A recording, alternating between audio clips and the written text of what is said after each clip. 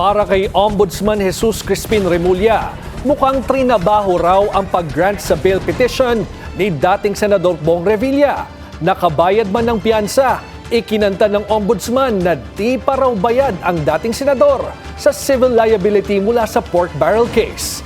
Yan ang Agenda Weekend Report ni John Rez Calata.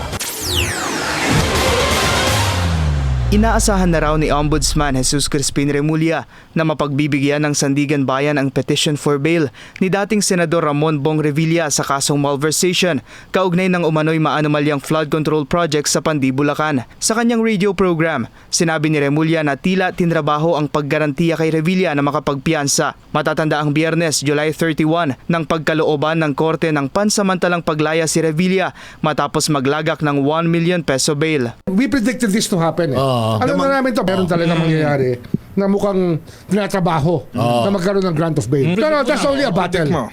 We have to win the war as a country. Yes. Itong gerang to, bansa ito, na nakikipaglaban na para sa kanyang survival.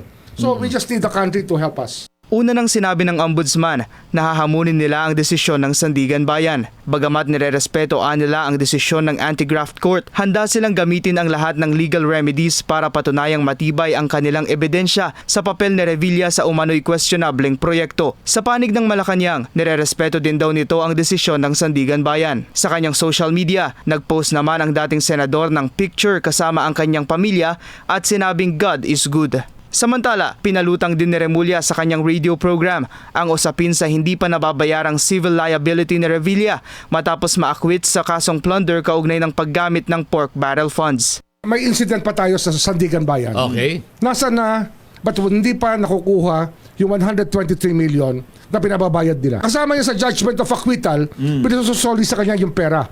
Hanggang ngayon, hindi pa nasusoli yung pera. Kaya ayon sa Ombudsman, dapat magkaroon ng whole of government approach para matuldukan na ang korupsyon sa bansa. It has to be a whole of government approach to solve the problem of corruption. Kami sa Ombudsman, we raise the standard of reasonable certainty of conviction before we file a case. Tinaas na namin ang standard. Hindi weaponized ang ito. Hindi weaponized ang trabaho namin. Evidence-based.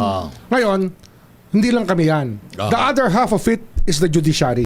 Makikipag-usap daw si Remulla kay Chief Justice Alexander Hesmundo kaugnay dito. Para sa Agenda Weekend, John Riz Calata, Billionario News Channel.